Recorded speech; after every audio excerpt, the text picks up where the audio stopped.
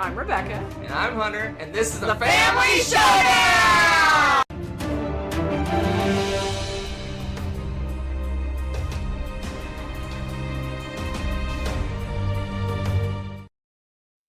Welcome! Time for shenanigans. Again. So, we have a lot on the agenda today? No. Oh. Nothing on the agenda. Oh. Bye! That was quick. Alright, wow. Okay. I had my whole thing ready for shenanigans. I'm ready. It's blank slate, ready to go. This looks like a lack of shenanigans. That's true. We're There's about to fill it up. a distinct lack of shenanigans. We're filling it up with shenanigan love. There you All go. right, folks. We'll kick it off with the segment we always do first. We do? Unless we don't have anything to talk about. And then we don't do it first. Oh.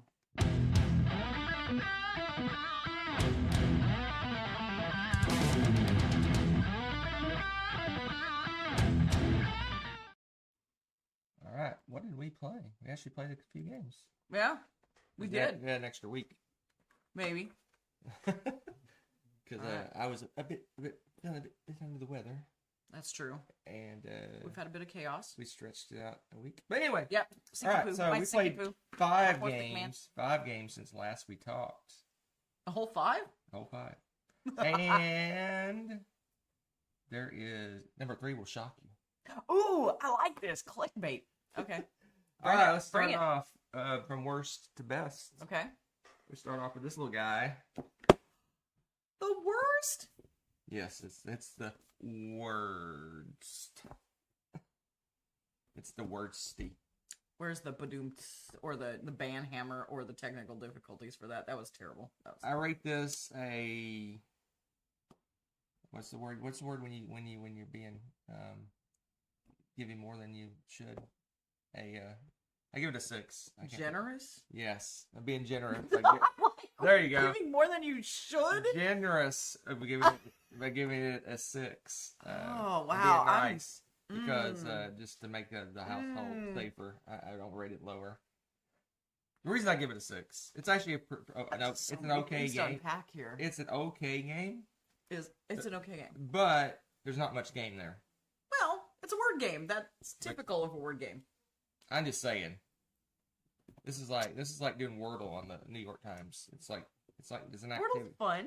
Yeah, but it's an activity. It's not really. Oh my gosh. Anyway, and I lose that almost every time. I've won a few times. But you win fairly regularly. So always get the Wordsy's a word game, happening? like Rebecca alluded to. In the title, Wordsy.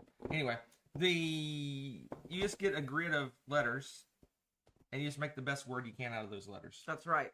And the letters are worth different points based on rarity and what column they're in and stuff like that. Yep. So you just make the best word you can, and then a chunk of these letters go away, and new ones come in, and you make, I think, 5 or 6 words. And whoever just scores the best wins. But there's a speed element, so if you finish first, there's opportunity to get bonus points. If you don't finish first, there's also opportunities to get bonus points. So yeah, it's pretty fun that way. Yeah, it's, I don't know. Feel free to sing the praises of Wordsy. I mean, you did a good job of explaining the game. I think it's fun because it's fun to see what kind of words that people come up with. This one's a little more open-ended. Some of them, you can only use these letters and that's it, and it's restricting and stuff. This one's a little more open. It's just, you can pick anything. It's just, how many times did you use the letters that are actually there? And so sometimes I'm good at that sort of thing, sometimes I'm not, because I don't know about you guys, sometimes with word games and stuff, like, my brain just misfires, because I think of a million words, and I'm like, what do I narrow it down to? And so, Hunter can get me on the timer with this one really well, because the way the timer works with this is whoever comes up with a word first, then, boom, turns on a 30-second, I think it's 30-second, isn't it? 30-second timer? 30 seconds, yeah. And after that, everyone's got to be done in 30 seconds. So, if you're sitting there just stuck, and then you go into panic mode. Sometimes it doesn't help you figure out a word in time. So, it could be, again, there's some strategy with, do I pick a word and then just set the timer and everybody's panicking? I don't know. I enjoy that. I think it's a lot of fun. Yes, hardback and paperback. I like both of those too, Michael. Those are really good. Yeah. So, again, I think it's a fun word game. I think it's a little bit more than an activity. But yeah, you could actually make this an activity. It would be really easy to modify this and take out some of the gaming elements and make a really fun activity out of it. So, classroom applications? Yeah, I think so. There you go. That's it. Perfect timing. You're done. Like I know how to Time's do up. that or something. Time's up. It's a different game. Time's up. Ooh, that's a game. All right, get this out of here. All right, my number 4. Number 4 should be a game I should love. It's got stock market and buying stocks and selling stocks and Yes. merging and all that stuff. But Oh, you lost. What? Huh? Nothing. I did lose. It's unusual, but I did lose because the reason I lost. Not the reason. No, it was luck. Luck is what This happened. game is Luck the Game. It is pretty lucky. It is. It's fun. It's super fun. But it's really luck and math the game. So in this game you are Lucky. basically playing a tile, kind of like if you ever played Foundations of Rome. Foundations of Rome. It's probably based off the same grid. It feels like Foundations of Rome is a super fancy version of this. In my You have a bazillion brain. little tiles with grid locations on it, and Yep. the board. I'm not going to take the board out, but I can show you the board. The board got yeah, grid locations. it's not very and exciting to look at, but lots of fun. you basically play a tile, and then if you put 2 tiles adjacent, they form a company. You can buy stock, and then people can start buying stock in that company. And then eventually, if 2 companies touch, they merge, unless they're really big companies, and then you get benefits for that and stuff like that. But it's completely dependent on what tiles you get. Like for the game that we played, like the majority of the game, I had all tiles that benefited Rebecca. So I'm like, okay, I play a tile that helps her. I draw a tile. Oh, that's another one that helps her. Right. I play a tile that helps her. I drew another tile that helps her. I Right. help her. And Rebecca could go, oh, that helps me. That helps me. That helps me. And it's just random. Yeah, and you want to. The fun strategy too is this is not helping.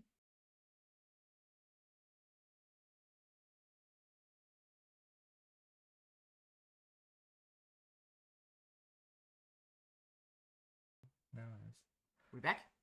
We back? How about now? I don't know. We'll see. Okay, fingers crossed. It looks fine. For now. No, it doesn't. No, it's still lagging. Why does it have a little red thingy? That means we're live. Hey, That little button there, that Oh, little yeah. thing means we're live. people. Flip the board, your... What's that? Michael put, if you flip the board, your opponents and companies go away. Yes. Yeah. That is I mean, I one should. way. I don't know if I said in all the lagness that I rate this a 7. Okay. Just because it's just so much. It's a lot of luck. It's really. It seems to me, the only real agency you have in the game is deciding which tiles to play. But if Yeah. they're all bad, you have no choice. Yeah. And the other thing is which stocks to buy. But usually, it's pretty obvious which stocks you should buy, for the most part.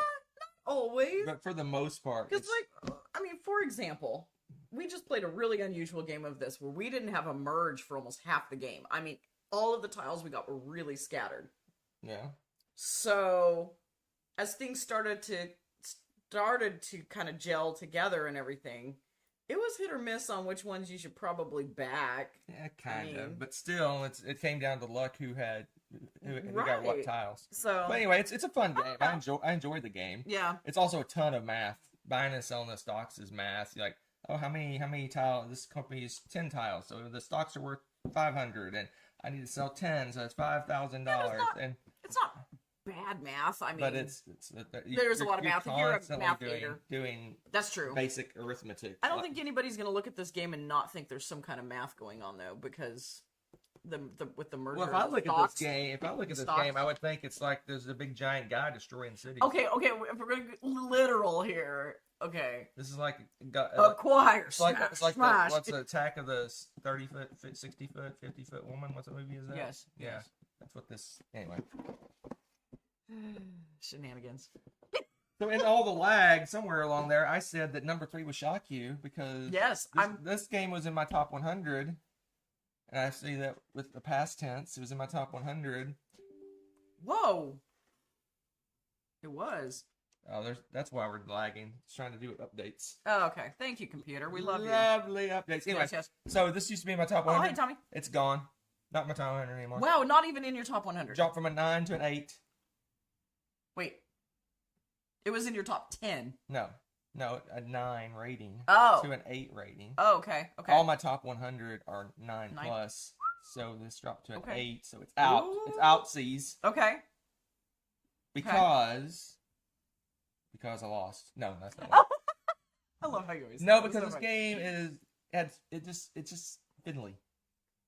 It's kind of fiddly. Is it War of the Ring? No. War of the Ring is a 10.01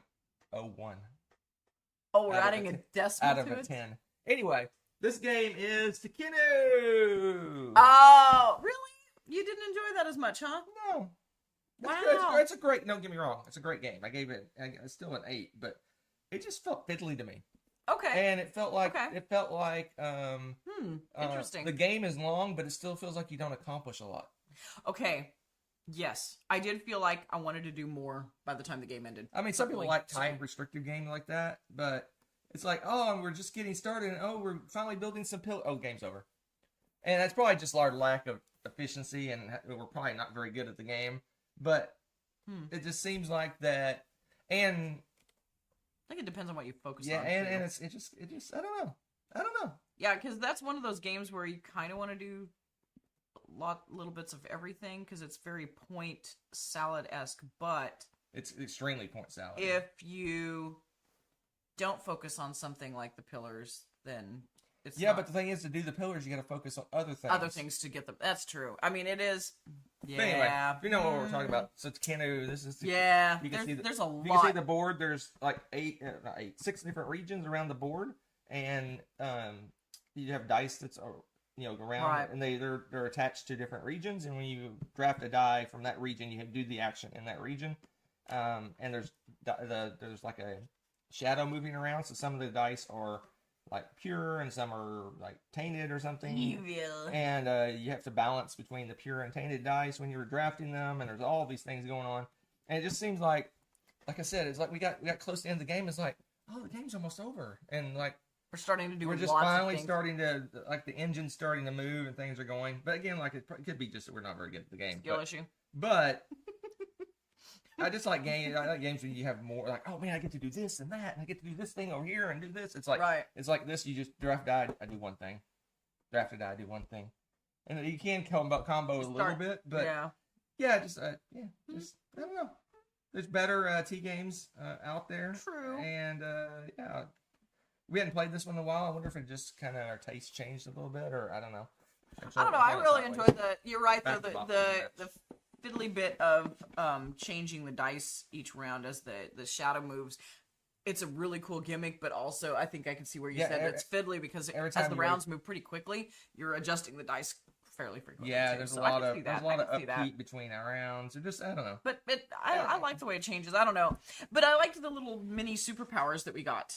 Yeah. Because those felt, again, I like games that give you a little bit of asymmetry where you're like, ooh, this feels like a game-breaking ability. And, you get things like that, so. No, it's an okay game. I mean, it's still better than 8, but it's just not one of my top C's games. I know, anymore. it makes it sound like you hate it or something, but No. an 8 is, like, really good. No, it's still...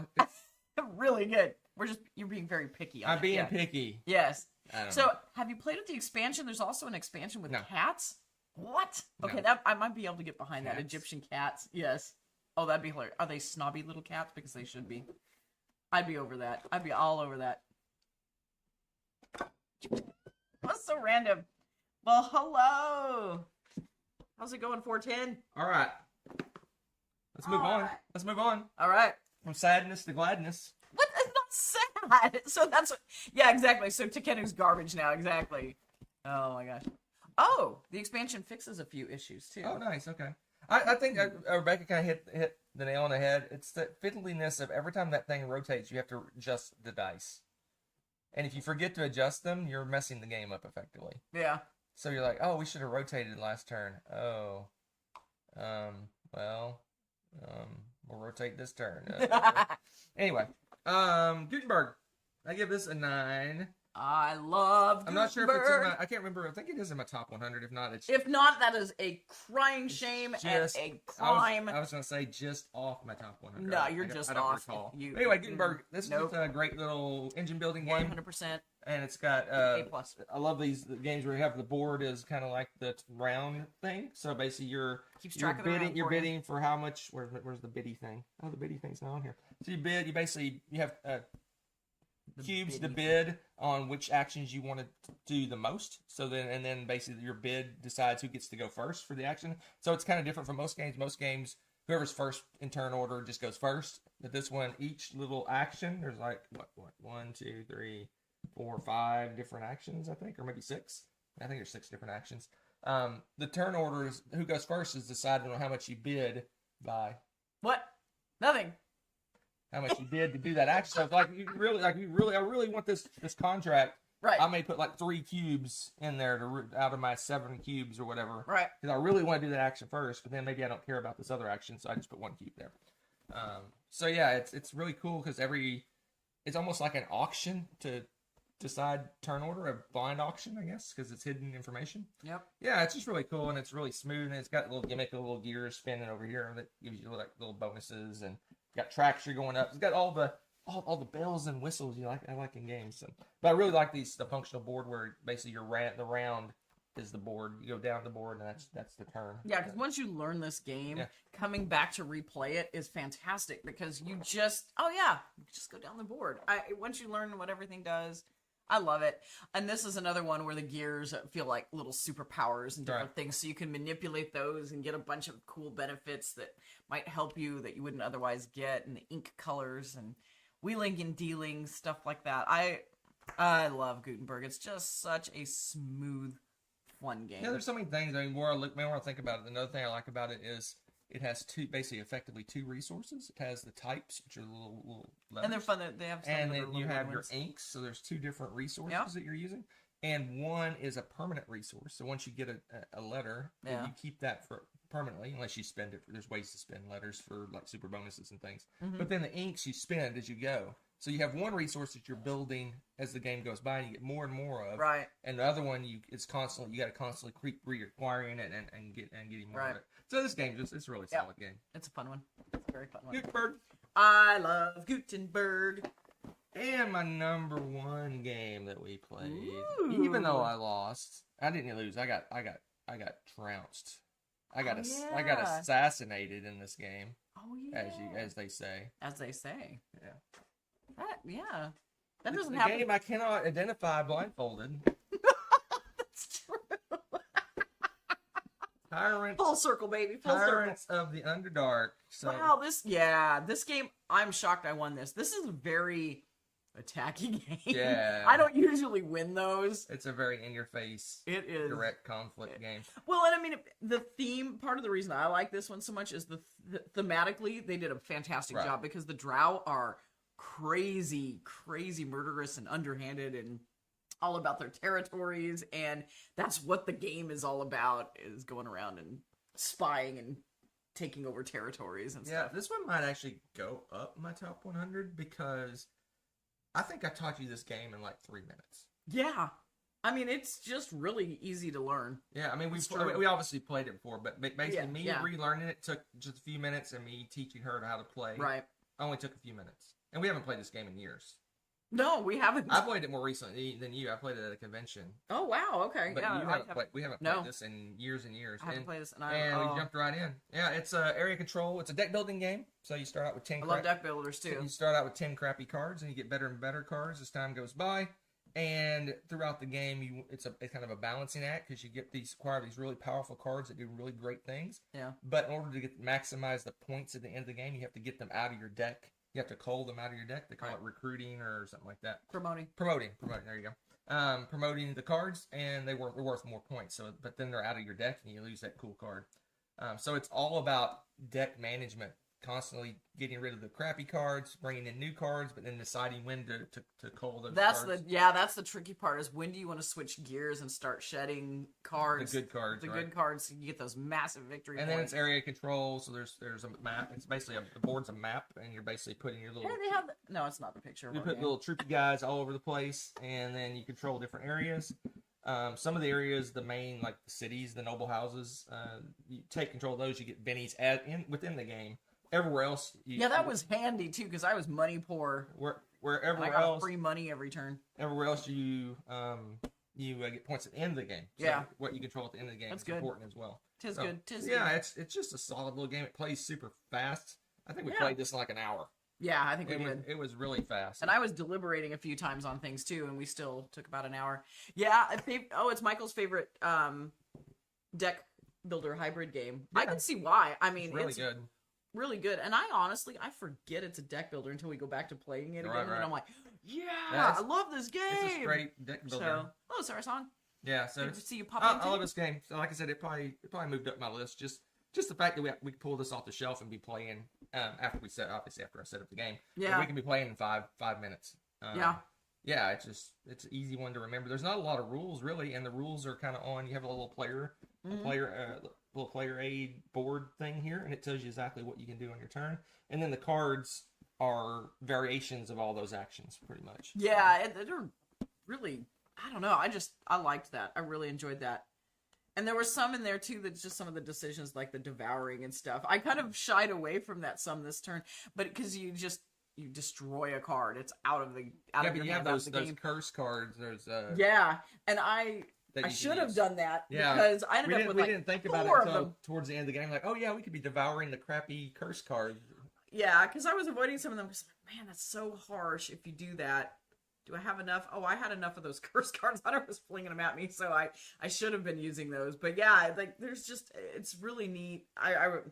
Anyway, you said mostly what everything I was thinking. And just one last comment on this one. They oops. They need to put a lid on those. Yeah. Lids. But Lids, anyway, people. the game I got, I don't know if this is every game. I assume it's every game. Oop, I'm gonna look under there. Comes with little like decks of cards. So it's a 40 card deck. And I think we got in this box we got maybe 6 or 8 of those decks, and you just pick 2 and mix them up. Oh. So you can change how the game plays. Ooh. And each deck okay. is very different than the other. So it got replayability. Like I don't know. I mean, 6 decks. That's a ton of combos. Like I don't want to do the math. What's 1 times 2 times 3? Anyway, it's a big number. 120 something. I don't know how. Yeah, that's lots of different that's combinations crazy. of my cards. gosh. And, I did not realize. And there's 2 we haven't even opened yet, so we're working our way through. I opened 2 new ones this time. Oh, so see, and I wasn't here when I wasn't in the room when you were setting that up. I didn't even notice. I forgot all about that. There's 2 we haven't opened. What a great I aspect want of to the say game. there's 6. Maybe I think mine has 8 decks, and I don't know why mine has the extra 2 decks. But anyway, That's cool. yeah, so it's really cool. Yeah, even at 4 players, it's super fast. I know the turns are just great. Well, that's I mean a lot of deck builders are. Yeah, but, I mean like Clank and things. but a lot of times with area control, you're gonna sit and think. Because I mean, I felt like I was sitting and thinking several times, but it's still. But it kind cycle of through limits your quickly. decisions because you have to have Right. You have to be in a certain you have spot, to and be in you a have spot to be able to Yeah. expand out, and eventually you're gonna fill the board up, and then it switches gears to which ones do I take out, Right. And then you like I want to take over this area, so you just keep pecking away at that. So this turns still go fast, even though there's some decision making. Anyway, Tyrants, great game. Yep, that's a good one. That was fun. That's it for that. Lots of fun. Segments. We love it. What am I gonna do next? What are we doing next? I don't What's know. going on, people? Let's see. What do I do next? Let's do this Trains. one. I have to.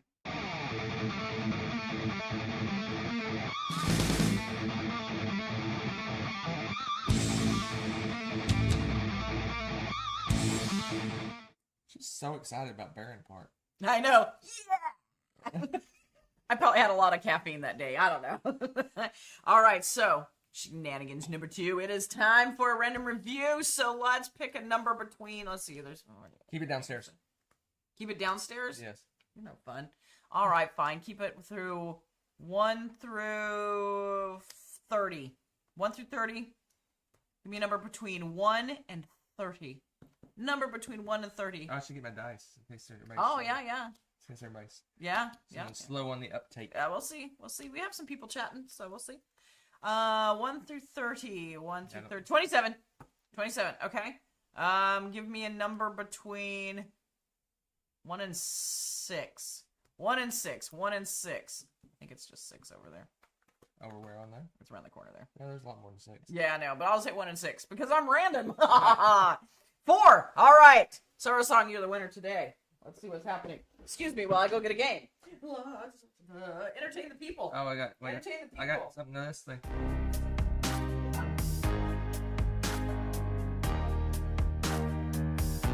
How's everybody doing? Lovely chilly day in New Zealand. It's make it crisp, probably like 15 outside. Those Americans it's like 16. I propose converted. I do Celsius now. Crazy. Anyway, crisp 15 outside. I love how you always just go to the weather. What else are we gonna do? First thing you do. It's nice sunny. You can talk about board games. It's a nice sunny day out. You can like. Blue sky. Chill in the air. Oh, I had to turn on the heater this morning. It was so crisp and chilly. It's true. I'm done. I'm ready. Look at you. Okay, so welcome. Floriferous today. Today we have Floriferous. This is such an awesome little random game to talk about because this is such look at this nice little compact game. It is I love this game and it's really fun, but it's a little bit of a table hog for you to go and just throw down at a cafe somewhere. It takes a little bit of space. Totally worth it though. Go to a place that has a bigger table, okay? It doesn't take that much. No, it doesn't. But if you go to those little tiny like Starbucks tables and stuff, nah, it's not going to happen. You have a tablet. You need a real that you're drafting from, and you need a legitimate table, own little table, like a nice actual size table, not those little cafe tables. If you go to a little cafe, not going to happen. Regular table, you're good. But yes, and with this game, besides the absolutely gorgeous art that can totally distract you, you've got a fun, fairly easy to like pick up and learn game where you're going through rounds with everybody and you're picking your flowers and you're trying to achieve goals. It's got little insects and things, and you're doing my shtick.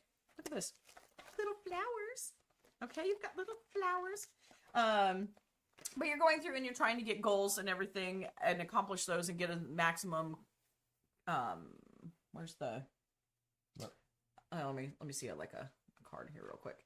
So they've got the color and they've got the flower type and things like that. And you're trying to achieve different goals that are worth victory points. And the more of those that you get, the more victory points you get at the end of the game. And you can add some things like the variety of insects you pick up is worth points. And they have little, little gold cards. Like, here you go. 2 of this type of flower. Doesn't matter what color. Boom. Okay.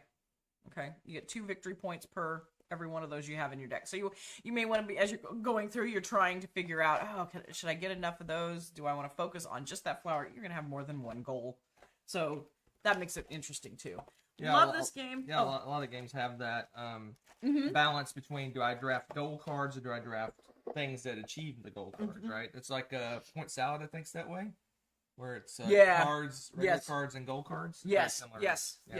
And the game is, Hunter put it in upside down. Yeah, it says 20 minutes. I was going to say, it's crazy fast. It's super fun, light, and it's fun. Again, I kind of feel like this is a great little cafe game because, again, you can teach this to anybody, and it's beautiful to look at. So if nothing else, you talk about pretty flowers and things. So... love it. Yeah, the time on that's actually accurate. Exactly. How refreshing. Just refreshing like fresh flowers. And I love it. So there you go. Your random one for today. Go out and play Floriferous. It's a beauty.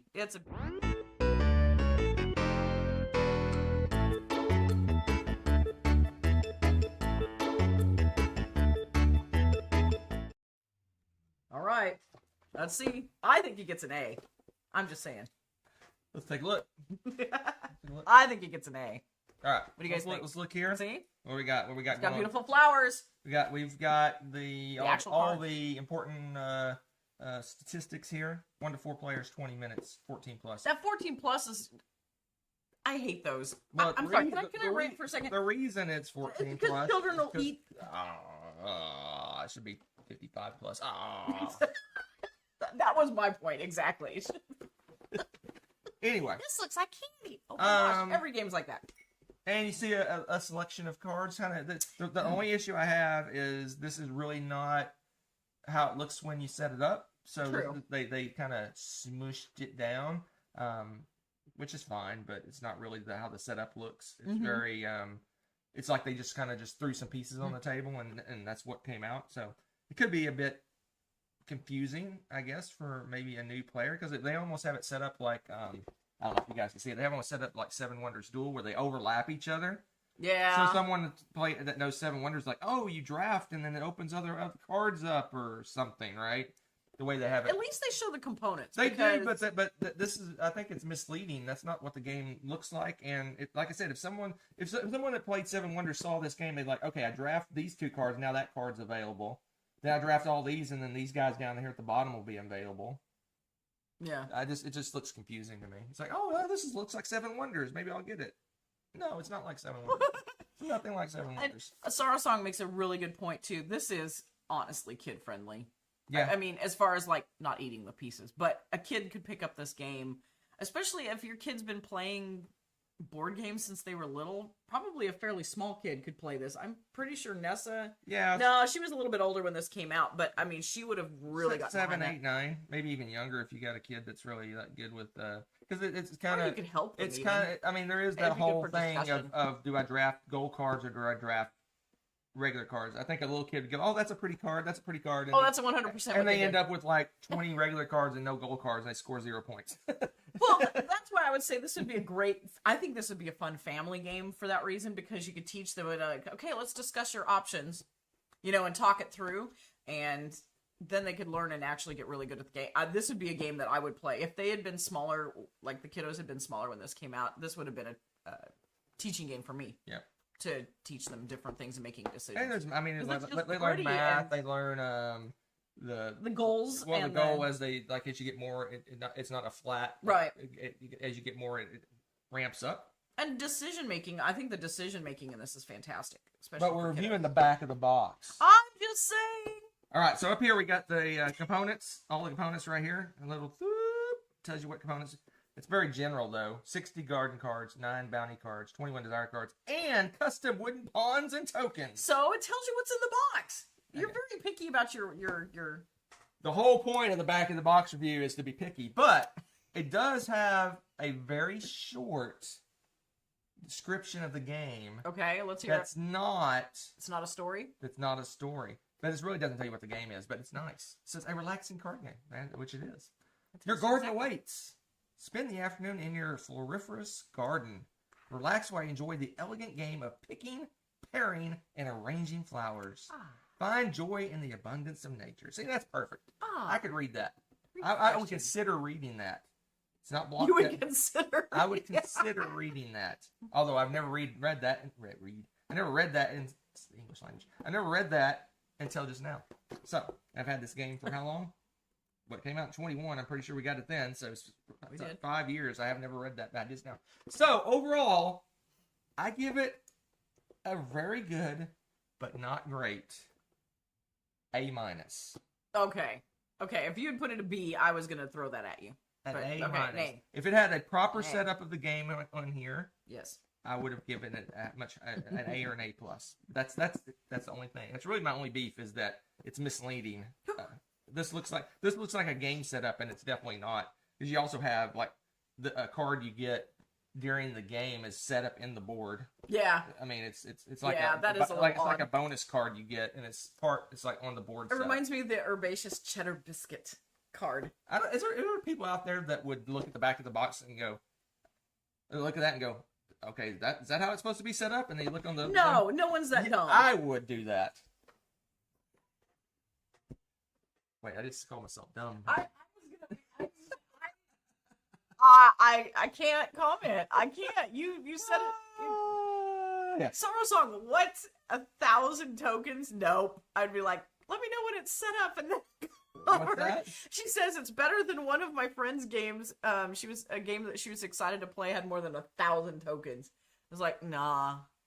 Some of those war games. If you ever played it, man, they have just thousands of little tiny tokens, and they have these little tweezers.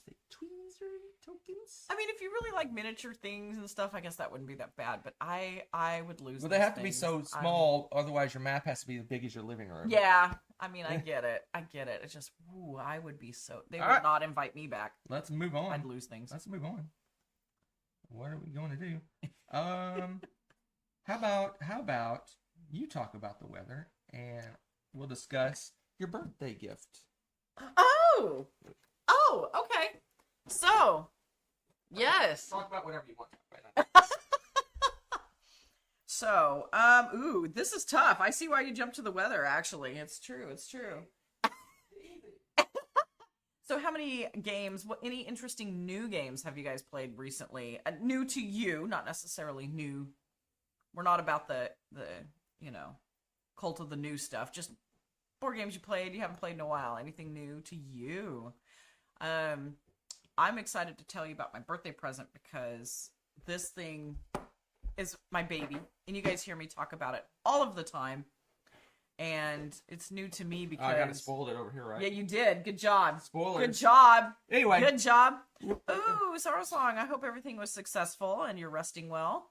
So we basically got the new expansion. We got the new expansion to Wingspan. Wingspan, yes, the Americans. And we're the like, little hummingbird. we got like 7 boxes of crap and a bunch of egg bags, and we're like, It we're fills like, up. Yeah, it's we're like, what are we gonna? This is ridiculous. yes. We're like, I think there's a box that holds everything. That was my gripe. I'm like, there needs to be a I box. The looked Hunter's everywhere. like, there is a box. I looked everywhere in New Zealand for it. I looked everywhere in Australia for it. It doesn't exist. So I had to import it from America. Those wacky American imports. Okay, we're Ugh. my baby. So I'm thi- so excited. So this is technically, I gotta play the clip. Okay. Technically, this is.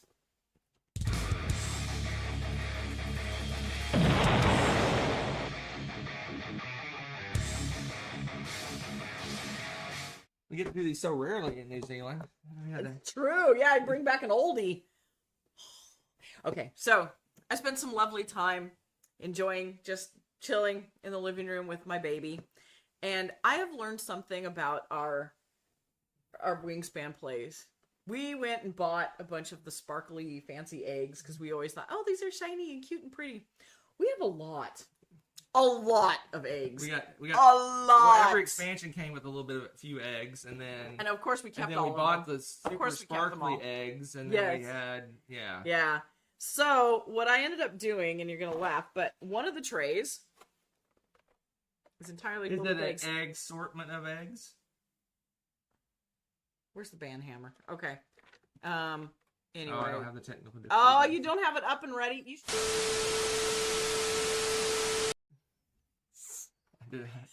I got you instead of You me. got me instead of anyway, I yeah. have the power. And one thing that was Power. kind of sad to me too is it has a section for dice, but we only have one set of the updated dice, and I was not going to put the old dice in here because I thought, oh, we'll just get them confused. Yeah. So I filled it with eggs instead. So, problem solved. And I put rule books and the boards that we use, the updated boards in here. But look at this. It's got little nice handles. So you just lift the tray. Ooh, it's a little heavy to one side. That's good to know. But then in here, I'll tilt this a little bit because I can. All the automata or automa, whatever they call it, stuff for all of the expansions I just tucked in here. And then I've got the birdhouse has its own little home, which is really nice. So you leave it intact. I did not sort the cards. It has nice little sorting cards, so you could rank them, separate them by area. But okay, those of you that haven't bought the nesting box, I really hope this is a true spoiler because I'm looking through. Hey. No, Spoilers. I'm spoiling it because I'm excited. You got the Oceania, we have the Asia, Central and South America, Europe, Antarctica. Interesting. Africa. Interesting. Promos recently used so you can cycle through in the Americas. So I just interesting. I found that interesting. But yeah, I had to stick the goal cards separately with them, all of the goal cards for the game, because we have so many stinking cards just because we have so many cards from all the expansions and everything. It took all of the boxes. So again, extra eggs. You see I color-coded them. This is sad. And for some reason, because of the expansions, we have 1 billion things of nectar. Yeah. Yeah, so that was kind of funny. because you can buy the expansions individually, so they have to give you. They enough give you the nectar. to do it. Play. Yeah. No matter what expansion you buy. More eggs. I color coded some of the eggs, so I might as well, right?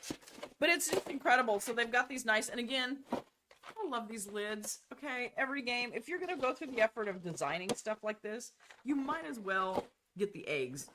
And then I got, okay, The lids, you mean? yeah, the lids. Yeah, it's all about eggs. Eggs everywhere. Sorry, I'm looking at the eggs. I kept this because it's got the little hummingbird thing. But this, regular cards from the game. And then in the nesting box, it comes with a larger, thicker version. This is chock full to the brim with all of the cards, plus these sets. Where did the hummingbird cards go? Oh, right. Hummingbirds are right there, Oh. yeah. So this is the cards in the game, but I couldn't fit them all in here. Yeah. So I have them in this When too. we play, I usually actually shuffle added up this. and take about a third of our cards. Right. Because that's we will never work through even Right. a third of them. I actually added this in. This is not part of the nesting box. This is for the hummingbird, the Americas thing. But there wasn't a really good spot to keep the hummingbird cards, and I still had cards left over. So when we go to play this, I'm gonna have to do some It's mad funny shuffling. that fits. I wonder if it's intentional.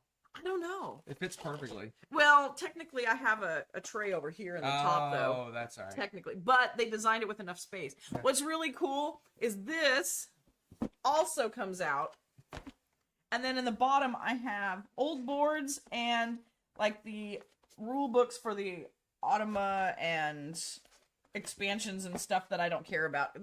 We play this enough that we understand the rules, so it's just the little details like the hummingbirds and stuff that I've kept in the tray. So everything else, the old score sheets, because again, with every game, the score sheet changed. And then the old boards, I just stowed it in the bottom and we're good to go. This is such a great box. And there's space, not a lot. There's some space left. So I will actually utilize some of these for cards and things, I think, when we get more, Yeah. because it's full. I can't believe how many cards we have, and eggs. There's eggs everywhere. But I can't complain. I love it. I mean, this box really does seem to have room for all the fun stuff, and I really like the design. It's really solid. This is solid. Yeah, so this got rid of 4 or 5 boxes.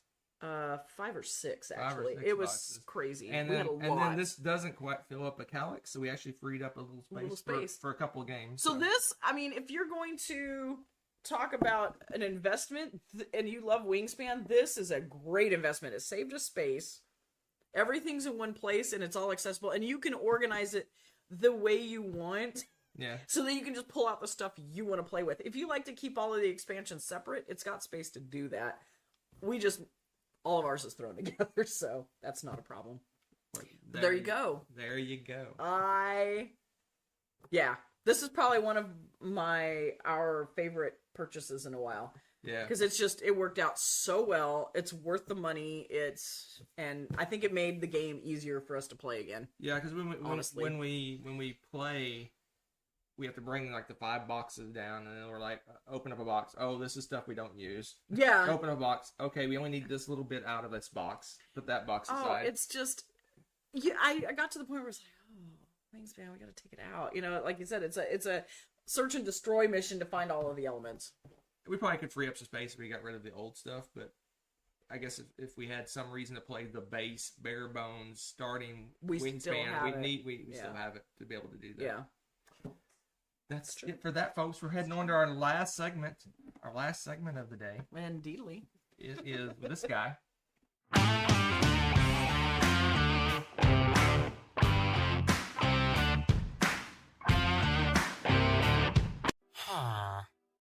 I don't know why every time that's so stupid, and I love it.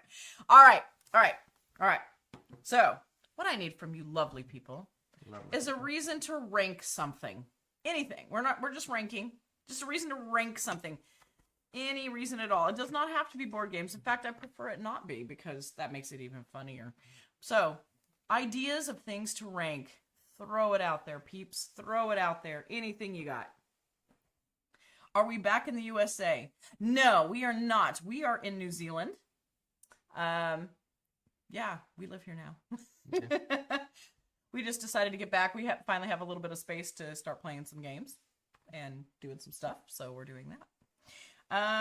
How pretty the components are. Okay. All right. Very, very straightforward. That's very straightforward. That'll be quick and easy. That would be quick and easy. Mining trip in Moria. What? What? Ranking? But what? Is that a ranking? What? But what? Which I'm would you confused. Sigurd. Sigurd. Yeah, 14. I said 14 I need more earlier. information. 14. That must sound fun. I just have no more information. Like, is Sigurd. it like the characters in this game are going with me in the Moria, and how valuable they would be for that trip? How you feel after you play the game? Well, these are very board game related.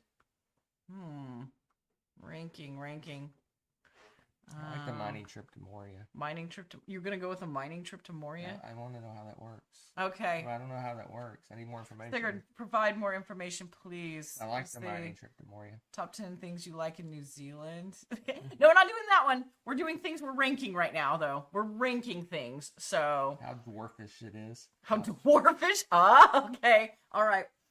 How well it would work in a mine in Moria? Okay. I think I can do that. Let's do that. All right. Oh, no. This is gonna be... how well the theme and components and things like in the thing would do well in Moria. Yes. I played the Moria game. There's a Moria game where the dwarves. What is it called? I don't remember the name of it. Oh yeah. I solved that game. Finished it. That was a fun game. Yeah. It was pretty fun. I like the music and The stuff. raids were crazy in that game. That's a good one. Goblins and raids. All right, so your first. Okay, so we're talking about Moria and how they mine. Yes. Okay. How well they. I like the start of this. We got archaeology. Well, here's the thing. For you Lord of the Rings nerds out there, Moria was the home for the dwarves until they dug a little too deep and things happened. So archaeologists. Now, see, we're going back to Moria. Archaeologists would be handy to take with you because there's all kinds of tombs and historical things and stuff to figure out while you're there. You're delving into the history of this place. So it's been a dwarven kingdom for a very, very long time, and it was actually reestablished. It was. It was reestablished in the later books, in the books that don't exist, in the lore. Yes. So an archaeologist would be very handy, but if anyone knows anything about adventure movies and like adventure, the archaeologist is the one that always dies in the not necessarily. No. In my story, the archaeologist always dies unless you're Indiana Jones. Then you don't die. But it's like you go explore the cave and he's like, oh, look at the beautiful the carvings and the paintings, and then like a spear flies out of the wall and kills the guy. And they're like, oh my goodness, what happened? So this one is a mixed bag, but it is currently in first place. Okay. All right.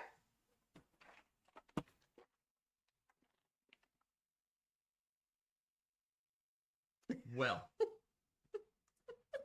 so here's the thing. Star Trek has come to Moria. Here's the thing. Okay. So technically, yes, the Middle Earth is not a warp-ready planet. Definitely not. So the Prime Directive would be in effect. So they could not even interact or do anything with the people. Unless... Nope. You're James T. Kirk. Nope. Don't steal my stick. Don't steal my stick. So they would actually just kind of go see the planet, they check it out, and they realize they can't interact with it. Okay. But Kirk would get wind that Sauron is about to take over the planet and kill everybody. Oh, so Kirk is involved. So Kirk's like, oh my goodness, we can't let that happen. What can we do to prevent that and still maintain the Prime Directive? So he ends up beaming Sauron into space and saves the planet. So he's great. This just took a turn. He's a great. I was not expecting this. He's like, Spock's like, it's the only logical thing to do. Would he? Breaking the Prime Directive, and that's his response? Okay. They're buds. They get along. Hey, Spock in that movie went down to the volcano and like That's reset the volcano. That's true. That's true. That's of course that's true. That's Abrams' version. Yeah, that's true. So I don't know how canon that is, but anyway, I Kirk would definitely beam Sauron into space. So he's number one. The more dwarves love him. Wow, this is something. I would never have expected Star Trek to be the winner. Well, he's not winner yet. He's just in first place. It's winning right now. Okay, we got a bigger game now. All right. Western Legends. So this is what they call what do they call when a fusion. So this would be a fusion of Western theme with Lord of the Rings. So can you imagine? So that they have the different factions in the Lord of the Rings. And you have like the Easterner guys, what are they called? They're called the Easterlings. Yeah, the Easterlings. Yeah. So they're like an Asian themed kind of people. Okay. And then you have there's like a land they haven't got to yet that is slightly more advanced than the Middle Earth. So they're up into the gunpowder phase, and they got the guns and stuff. So, I do a lot of Civ games, so that's why I'm thinking this way. So what happens is they go exploring. They're going exploring and they discover Middle Earth. Okay. If anyone's ever played video games that have like a fantasy theme, yes, it's like Warcraft and things like that. Okay. The dwarves always have like the blunderbuss and the gunpowder stuff.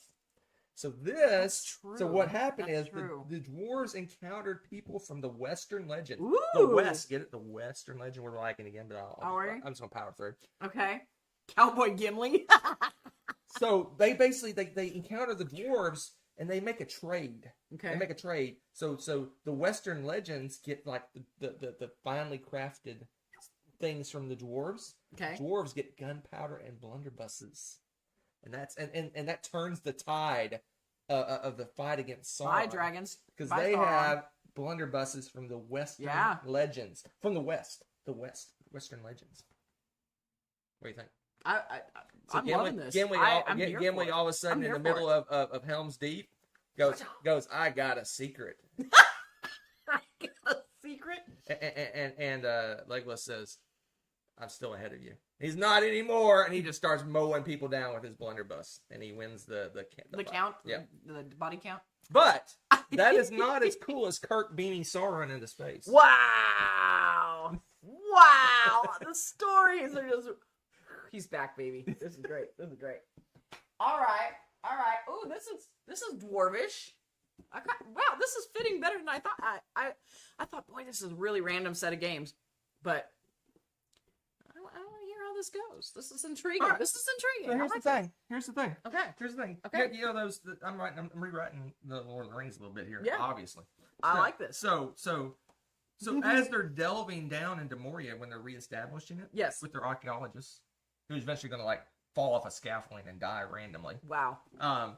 They discover that the dwarves story. actually had an amazing forge technology that was more modern than they expected. It's like all those conspiracy theories that like there was a civilization before us that like was super advanced. Yeah, they discover an actual like working furnaces and things down in the depths of Moria. Yeah. They're like, what is this? They don't even know what's going on. They don't even understand how to use it. Okay. But but the archaeologist helps them figure it out because he can read all this stuff. And then one of the furnaces explodes and kills the archaeologist. Man, you are so mean to archaeologists. But it's like this is like lost technology that they discover. Okay.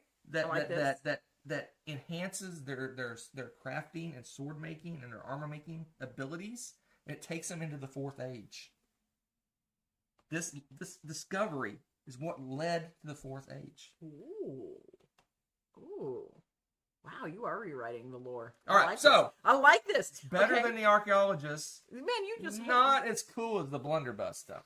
Blunderbuss is pretty epic. I'll give you that. You're rewriting some interesting history. All right. Next up, a nice little tiny game. Well, this isn't even a game. This is not a game. Okay, it's a part of a game. It was an easy box to grab. This is not a game. But Tome Saga is. It says the following games are required to play this. Okay, so it's 4 in 1. Go. All right. I like the name, and actually, I think the name sounds very dwarvish now. What, Tome Saga? Tome Saga. It's about tomes. Tomi Saga. Or Tu Messaga. Oh, ew. So, here's what happens. So, to keeping with my theme of all this stuff, they discover some ancient writings of the dwarves. In their exploration, the archaeologist finds it. Finds some ancient writing. But unfortunately, where the writings were kept was trapped, and he was killed.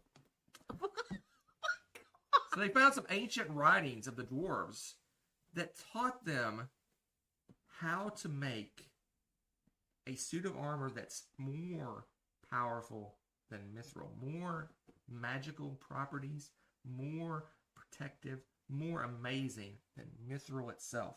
It's a fusion of mithril and this yet unknown, previously lost knowledge to make, I gotta think of a name for this, the Tomi Saga armor. That room got quiet. That was weird. I can't. It's the Tomi Saga armor. Oh, The why? Tomi Saga armor. Well, you invented it. It can sound like however you want, dear. Let's see. Tomi Saga armor. Not cooler than the dead archaeologist. Man, that poor But archaeologist not is getting... as cool as the Lost Furnace.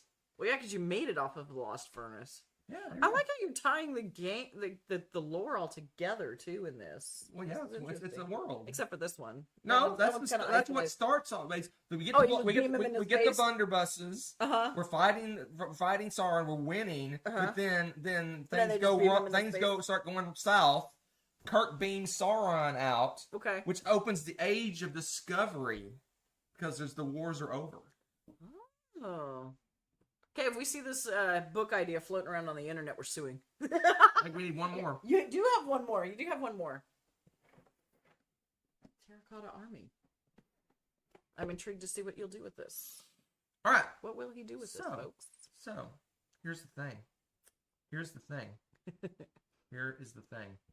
So, as they're exploring deeper and deeper into Moria, discovering passages that haven't been walked in for centuries, they come upon a room of dwarven statues. What they don't know is these statues are from an ancient curse. What's the head bad guy, evil guy? I can't think of his name. Starts with an M. The Mouth of Sauron? No, the main bad guy, the big, like the top level bad guy. Not Sauron, Sauron's boss. Oh! Starts with an M. Malcor. Yes. Malcor put a curse on the dwarves because they delved so deep they were touching upon his realm. And he cursed them and told them never to dig any deeper because you'll break into my kingdom. And he cursed all these dwarves and turned them into statues. But they didn't know why they were cursed. There wasn't no messenger, no. They're just cursed. And what happens is, archaeologist opens the locked door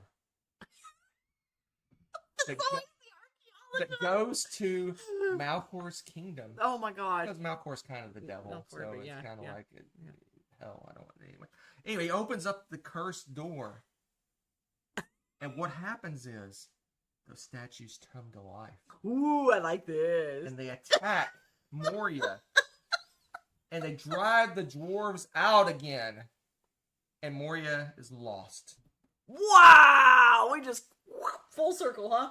It's gone again. After all this wonderful stuff? Yes. Wow. Moria's What lost. You know what? This is very, And these very these Tolkien-esque. living He has a lot of statues tragedy in are cursed to walk Moria for eternity. Ooh. Unfortunately, that's a really bad thing. So we're going to put that I agree. dead last. Wow! Above the archaeologist. That poor guy. Whew. But this is bad. You don't want that. That's a horrible thing. No, that's I can't pretty believe tragic. that actually happened. That reads like some of Tolkien's tragedies. That sounds like some of his sad stories. Like that's wow. Wow, you were on a roll today. You were on a roll. This is like you're back. This is like full on. All right, so there's our final rankings. We got Wow. Kirk saving the day beaming Sauron into space. But before that happens, the Western legends, the people from the West, bring blunderbusses to the dwarf. They turn the tide of the war, but not quite enough to win until Kirk showed up. The age opens up the age of exploration and the age of learning, and we find furnaces that helps us build the Tommy Saga armor. And then the poor archaeologist, that guy. Oh my God. That guy, he's a walking tragedy. And unfortunately, Not for long. they didn't learn from their history. The dwarves did not Typical. learn. They Typical. delved too deep once again and brought the living statues and destroyed Moria. Wow. Actually, I should do the slow clap. That was epic.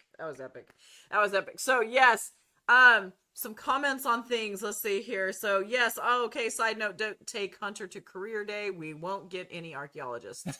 Yep, steampunky Lord of the Rings. Yes, you need to write some books. Yes, loop closed. Indeed. Yes, new law. It is morning for us here, and there's some, if you look at our past videos and stuff, we've talked about the move and gone over some of the things and talked about some of the differences in New Zealand. So if you're interested in the New Zealand aspect of it, go check some of our older videos. Yeah, and oh my goodness, what a way to end this. I feel like I need some popcorn. This is so amazing. I watched this movie. I mean, I watched this movie too. It's got the full... Very tragic, though. Well, yeah, but it's well done. It's very Tolkien-esque. I applaud you. I think in the spirit of Tolkien and board games everywhere. Yes, bravo. Oh. So this is a win. This is a win.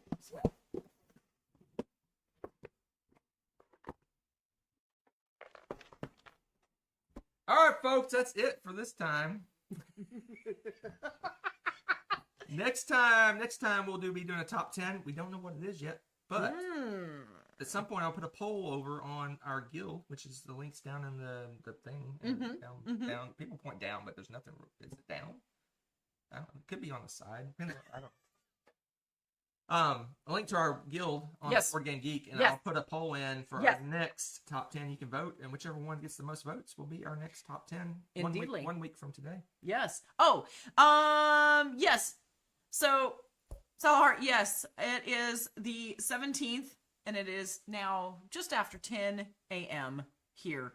So we are from the future. You guys are time traveling to watch us. 10 a.m. Sunday morning. On a Sunday, yes. May 17th. What? Thank you, mansplain. It's true. So yes, we have a day full of shenanigans. If somebody doesn't need a nap already, I think he needs a nap after that epic whatever that was. That was insane. So all right, folks, that was lovely. We're gonna get out of here. We're gonna enjoy the lovely, chilly day here in New Zealand. Yes, our lovely. So funny. So I'll story time. A story. Ooh, we get a story. Short story time. Okay. So Auckland temperature range for the whole year is probably from Most of the time, 24, which is probably 78, 79, something like that. It gets in the 80s. Gets in higher, slightly Americanizing it. It gets in the 80s rarely, but usually it hovers around 24, 25 is the max. And then the coldest it ever gets, it gets chilly sometimes, but we're talking 10, 9, 8 Celsius. So what's that, like 40s or 50s is the coldest it gets. So there's not a very extreme range. But the thing about it is, a lot of people that come to New Zealand come from Samoa and Fiji Tonga and Fiji and places like that, which are very hot, very warm, equatorial type weather. Mm-hmm. So when it gets below 20 or below in the 60s, they're wearing puffer coats, real full blown coats. Yes. So it's oh, my students are so funny. So I keep joking. I'm like, what would you do if it got down to 0? Oh, they'd be dressed up like an Antarctic expedition, the layers so and stuff. Funny. I mean, they really. I'm walking around in a t-shirt and shorts, and people are wearing full coats and hats, little toboggan hats, and it's like 60 degrees or what's that, 18, 17 degrees outside, and they're freezing. Yeah, they're literally freezing to death. Yeah, my poor babies in the winter here. My poor students just freezing. They're wearing all their layers. It's all in New Zealand. New Zealand's in general is that way, because I went to a company party, and it was probably 18, 17 outside. Yeah. and I showed up in shorts and a t-shirt. Everyone else is wearing jackets, and I got asked no less than a dozen times, "Aren't you cold?"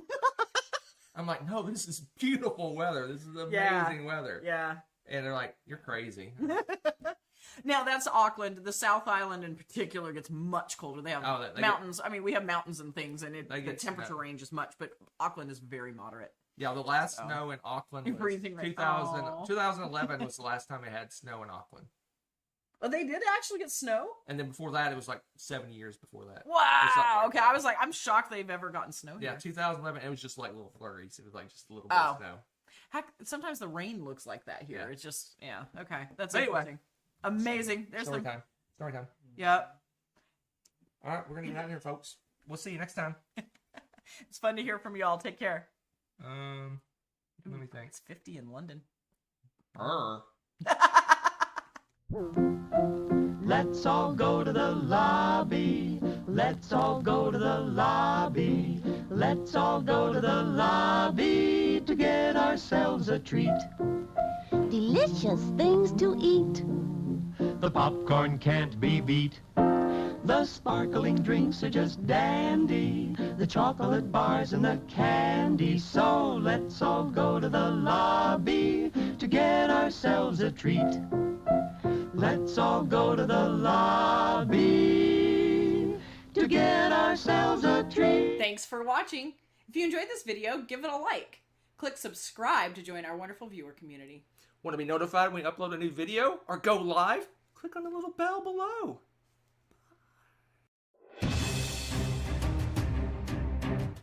Now, I think this counts as a game. Not by itself, but as a game for ranking, okay? It counts as a game for ranking. No. Yeah, it does.